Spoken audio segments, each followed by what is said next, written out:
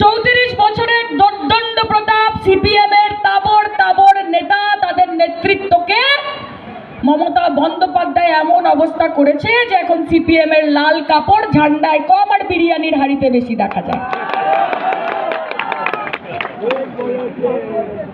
বড় বড় কথা কাজ করবে, আমার ভোট তাকে। এখন আবার বলছে যে সামনে তো ইলেকশন আসছে, এখন আবার ডেলি প্যাসেঞ্জারই শুরু হবে ইলেকশনের আগে কি কানে কানে শুধু একবার বলো তুমি যে আমার। কে বলছে? বিজেপি বলছে, বাংলার মানুষকে বলছে তো, বলছে ভালোবাসি ভালোবাসি।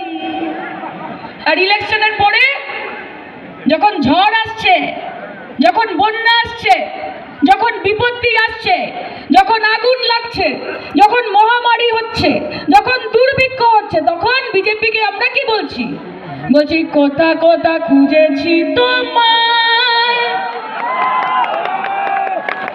তুমি জানো না। ঠিক তো? একদম। এদেরকে ভোট দিয়ে নিজেদের ভোটটা নষ্ট করবো। এখন আবার বলছে আমরা সরকারে এলে, আমরা যেদিন সরকারে আসবো সেই দিন আমরা মা বোনেদের হাতে 3000 টাকা করে দেব। এতদিন কে আটকে ছিল তোমাদের? দিল্লিতে কে আটকে ছিল? মহারাষ্ট্রতে কে আটকে ছিল? উত্তরপ্রদেশে বিজেপির সরকার মা বোনেদের 1 পয়সা হাতে দিয়েছ? মধ্যপ্রদেশ বিজেপির সরকার মা বোনেদের 1 পয়সা হাতে দিয়েছ?